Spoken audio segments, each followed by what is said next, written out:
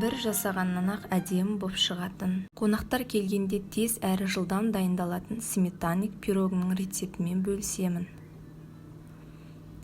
Бізге керек заттар: сары май, ұн, жұмыртқа, қопсытқыш және қант. Ыдысымызға жұмыртқаны салып, үстіне қант салып, екеуін біркелкі болғанға дейін осылай қолымызбен әдемілеп араластырамыз. Мінекей осылай әдем болып араласады. Үстіне үй температурасында тұрған сары майымызды саламыз. Менде сары май 72,5% сары май.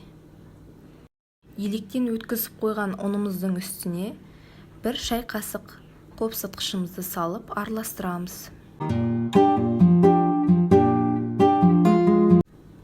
Сары майымызды жұмыртқа мен құмшекерге араластырып, осылай мұжамыз. Үстінен ұнымызды салып, біркелкі болғанға дейін қолымызбен осылай жасаймыз.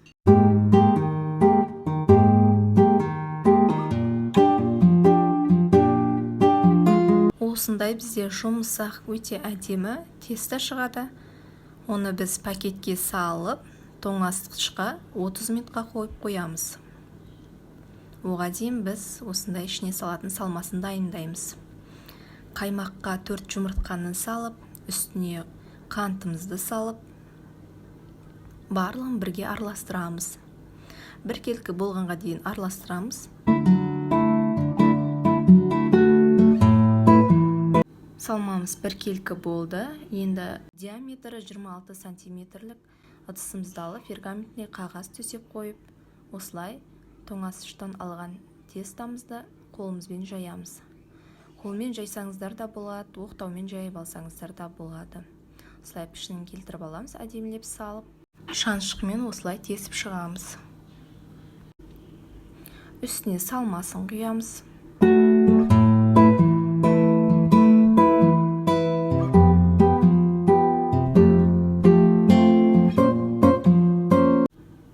Салмасын құйып болғаннан кейін жан-жағын вилкамен немесе қасықпен, өздеріңіздің қолдарыңызбен де әдемілеп кішкене астына қарай бүйтіп жасасаңыздар болады. Пешімізді алдын ала қосып қоямыз. Қызып тұрған пешке 180 градуста 35-45 минутта осындай керемет пирогымыз пісіп шығады. Жасап көріңіздер, өте дәмді болып шығады. Осылай кескенде де ешқандай арасы піспей қалу деген болмайды, барлық жері піседі. Ұнаса лайк басып, комментария жазып, маған тіркеліңіздер.